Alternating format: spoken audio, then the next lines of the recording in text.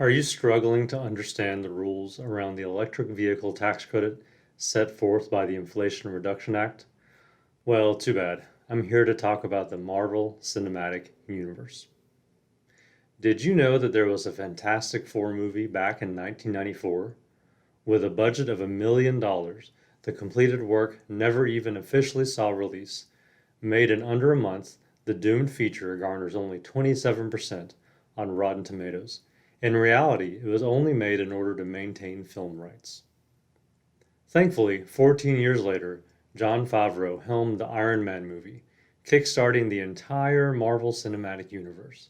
The unprecedented success of this movie propelled the master plan that would lead to a gigantic franchise of films spanning 2009 to 2019, completing Phase 1 with the first Avengers, and then culminating Phase 3 with Avengers Endgame. In 2020, there was a bit of a lull, but things kicked up again in 2021 with Phase 4, including the likes of Shang-Chi. Hey, did you know the actor Simu Liu first tried his hand in the world of public accounting, by the way? And Thor, Love and Thunder. Then, in the fourth quarter of 2022, Wakanda Forever premiered. Now, in the year 2023, we have Phase 5, including this coming Friday, the 17th, with Ant-Man and the Wasp: Quantumania, the spring 2023 release. Then, Guardians of the Galaxy Volume 3 plays on, and Fantastic Four in 2024 completes Phase 5. Phase 6 of the MCU includes Avengers: The Kang Dynasty and Avengers: Secret Wars. In 2026, we may finally see the likes of my personal favorite, the X-Men, and maybe in 2032 we'll finally see Batgirl get released in the MCU since Warner Bros. Discovery shelved it last year.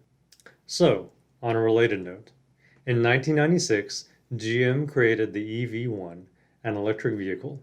It was met with much praise, and a documentary about the car's rise and subsequent demise called Who Killed the Electric Car is an interesting watch. So about tax credits. Starting in 2009, the previous iteration of the EV tax credit was available, granting a $7,500 tax credit for up to 200,000 vehicles per manufacturer. In 2020, some companies started phasing out, including Tesla and GM. Through August 15, 2022, EVs and plug-in hybrids continued on the old rules.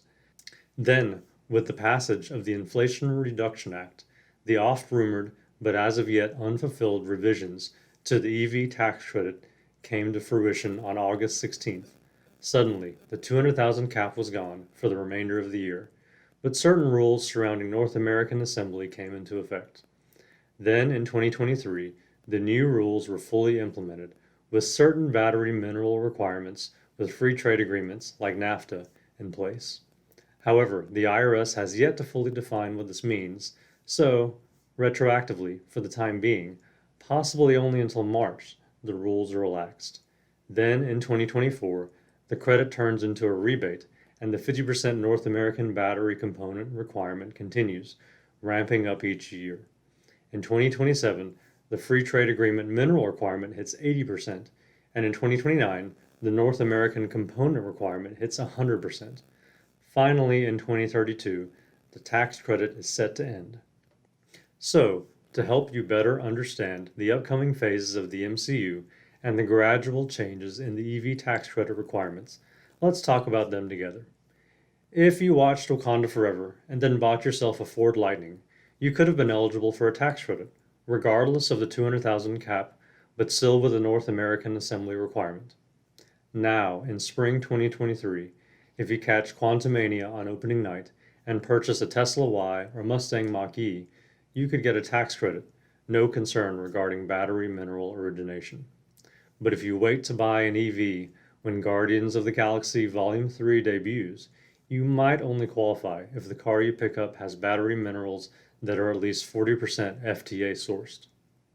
Then, if you catch a Phase 5 flick like Fantastic Four in 2024, you might be able to get the tax credit as a price rebate, but the battery must be 50% from free trade agreement partners.